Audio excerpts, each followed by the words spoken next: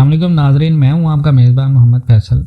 नाजरीन, 2023 में पाकिस्तान की प्रॉपर्टी क्रैश होगी आसमान पर, और ऐसी कौन सी चीज़ें हैं जो आप करेंगे तो आप डूब जाएंगे, और ऐसी कौन सी चीज़ें हैं कि आप फ़ायदे में रहेंगे।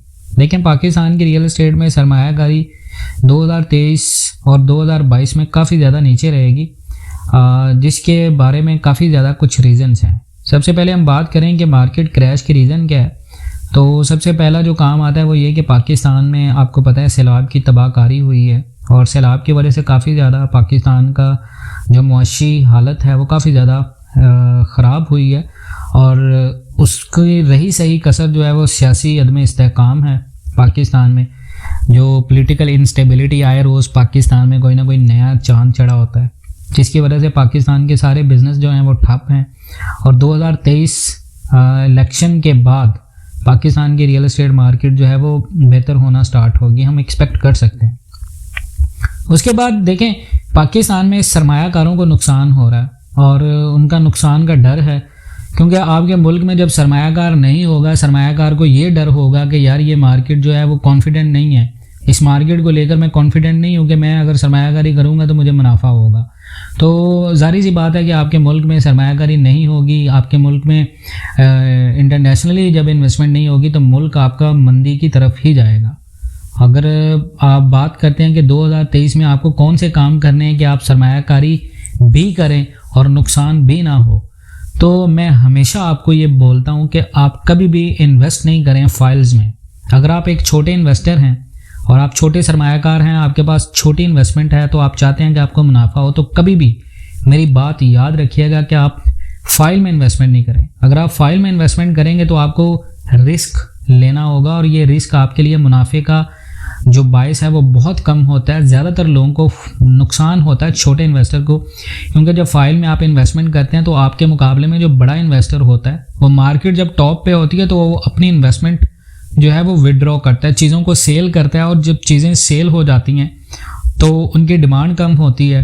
डिमांड कम होने की वजह से छोटे इन्वेस्टर हमेशा फंस जाते हैं, जिन लोगों ने करीबन 2 से 3 साल का माइंड बनाया होता है कि यार मैं 2 या 3 साल सरमायाकारी करने के बाद फ़ायदा लूँगा, मेरा ये प्लॉट जो है वो ऑन ग्राउंड होगा, मैं इसको बेचूंगा, मुझे फ़ायदा होगा, तो ऐसे लोग फंस जाते हैं।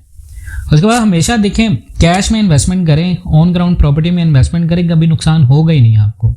अगर आप ये कहें कि आप कैश में इन्वेस्टमेंट करते हैं, ऑन ग्राउंड प्रॉपर्टी में इन्वेस्टमेंट करते हैं, आपको नुकसान होगा, तो ऐसा है ही नहीं। आप कहीं पर भी ऑन ग्राउंड प्लॉट की वैल्यू देखेंगे वो हमेशा फाइल की वैल्यू से ज़्यादा निस्बत होगी।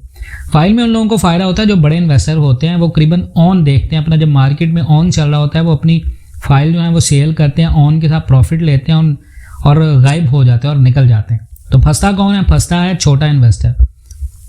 लॉन्ग टर्म इन्वेस्टमेंट की तरफ जाएं। अगर आपके पास छोटी इन्वेस्टमेंट है, लॉन्ग टर्म इन्वेस्टमेंट की तरफ जाएं, कैश वैल्यू पे इन्वेस्टमेंट करें और ऑन ग्राउंड प्रॉपर्टी में इन्वेस्टमेंट करें। जितनी ज़्यादा प्रॉपर्टी आप लॉन्ग टर्म लेके जाएंगे उतना ज़्यादा आपको फ़ायदा होगा अगर आप छोटे इन्वेस्टर हैं।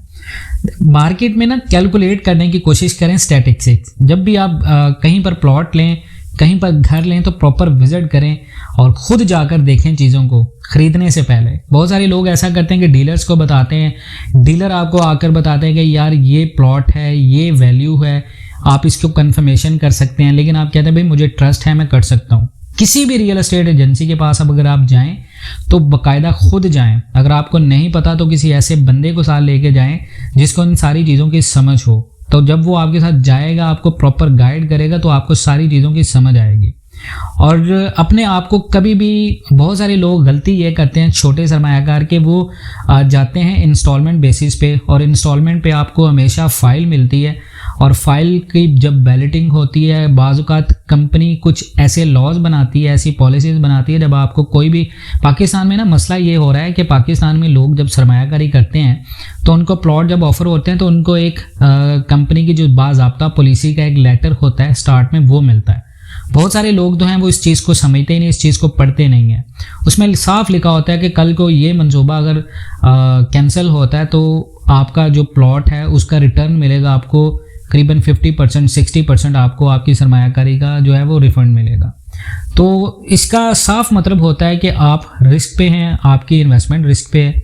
तो कोशिश करें कि ऐसी इन्वेस्टमेंट ना करें, क्योंकि ऐसी सोसाइटीज़ में कभी भी इन्वेस्टमेंट ना करें जो शो ऑफ होती हैं, क्योंकि नए मंसूबे होते हैं, आपको लालच दिया जाता है यहाँ पर क्रिकेट स्टेडियम बनेगा, आपको लालच दिया जाता है कि आप अगर 3 लाख से बुकिंग करते हैं 10 लाख रुपए आपको मुनाफा मिलेगा। जब ये सारी चीज़ें होती हैं तो आप ट्रैप होते हैं, और जब आप ट्रैप होते हैं तो आपको पता है कि छोटा यूज़र फंसता है, छोटा यूज़र सिर्फ इन्हीं चीज़ों से इंप्रेस हो जाता है। बड़ा यूज़र कभी नहीं देखता कि क्रिकेट स्टेडियम बन रहा है, बड़े यूज़र को इस चीज़ से नहीं फ़र्क पड़ता कि यहाँ पर थीम पार्क बनना है, एडवेंचर लैंड बन रहा है। उसको पता होता है यार मैंने थोड़ा सा मुनाफा कमाना है और मैंने निकल जाना है। फंसता कौन है? फंसता छोटा बंदा। और देखें, ओवरसीज़ पाकिस्तानियों की सबसे बड़ी जो प्रॉब्लम है वो ये कि उनको कोई गाइड करने वाला नहीं होता, और वो अपने आप को खुद प्रेशर में या प्रॉब्लम में इन्वॉल्व कर लेते हैं, किसी थर्ड पर्सन पे ट्रस्ट करते हैं पाकिस्तान में, और जब सरमायाकारी करते हैं तो उनको नुकसान होता है, और बदले में उनकी जो इन्वेस्टमेंट होती है वो डॉलर में होती है, उनको ज़्यादा नुकसान होता है, क्योंकि डॉलर दिन ब दिन ज़्यादा बढ़ता है। अगर वो वही डॉलर जिस कंट्री में वो होते हैं वहाँ पे इन्वेस्टमेंट करें तो उनको ज़्यादा फ़ायदा होता है। तो अगर पाकिस्तान में किसी भी इन्वेस्टमेंट अपॉर्चुनिटी आपको मिले, ओवरसीज़ पाकिस्तानी हैं आप, तो आप पहले प्रॉपर कंफर्मेशन करें उस प्रोजेक्ट की। सोशल मीडिया का दौर है, सोशल मीडिया पे पहले रिव्यूज़ चेक करें, उस सोसाइटी के बारे में ट्राई करेंगे, लोगों से कमेंट सेक्शन में अटैच हों, लोगों से पूछें।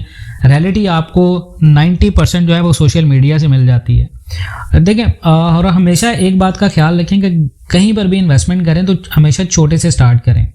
बहुत सारे लोग क्या होते हैं जी, इन्वेस्टमेंट करते हैं, इन्वेस्टमेंट बड़े लेवल पे कर देते हैं, और जब नुकसान होता है तो नुकसान भी बड़ा होता है। अगर आप छोटे लेवल पे इन्वेस्टमेंट करेंगे और डिफरेंट प्लेसेस पे इन्वेस्टमेंट करेंगे तो आपको नुकसान कम होगा। फॉर एग्जांपल, अगर आपने किसी सोसाइटी में इन्वेस्टमेंट की है 3 ब्लॉक में, उसका एक ब्लॉक जो है वो नुकसान में जा रहा है, 2 ब्लॉक में जहाँ पर आपने इन्वेस्टमेंट की थी वो फ़ायदे में जा रहे हैं, तो जो फ़ायदे में जा रहे हैं वो आपके नुकसान को भी कवर कर देंगे। या कोशिश करें कि डिफरेंट सोसाइटीज़ में इन्वेस्टमेंट करें, किसी एक सोसाइटी में पूरी इन्वेस्टमेंट नहीं करें। बहुत सारे लोग जो हैं वो सोसाइटी के नाम को सुन के इन्वेस्टमेंट कर देते हैं जब कोई नया प्रोजेक्ट लॉन्च होता है। एनओसी स्टेटस का कंफर्मेशन के बावजूद पाकिस्तान में 75% ऐसी सोसाइटीज़ मौजूद हैं जो कि एनओसी स्टेटस अप्रूव्ड है जिनका, लेकिन वो क्या करती हैं, जब नया प्रोजेक्ट एक उनका मंसूबा कामयाब होता है वो दूसरे मंसूबे में हमेशा लोगों को ट्रैप करते हैं, और उस मंसूबे को ट्रैप करने की सबसे बड़ी वजह ये होती है कि वो अपनी मार्केट को बड़ा करने के चक्कर में अपने जो क्लाइंट होते हैं उनका ट्रस्ट तोड़ देते हैं। और नया जो प्रोजेक्ट, क्योंकि देखें रियल एस्टेट सेक्टर में ना आपको सबसे पहली जो चीज़ मिलती है वो ये होती है कि हर कोई जब कोई नया मंसूबा बनाता है तो वो अपना एक रिकॉर्ड सेट करता है लोगों का ट्रस्ट जीतने के लिए, और जब वो जो ट्रस्ट उनको मिलता है तो लोग सोचते हैं कि यार हाँ ये बंदा बिल्कुल ठीक है, इस बंदे की मैंने पहले सरमायाकारी की थी मुझे प्रॉफिट मिला था।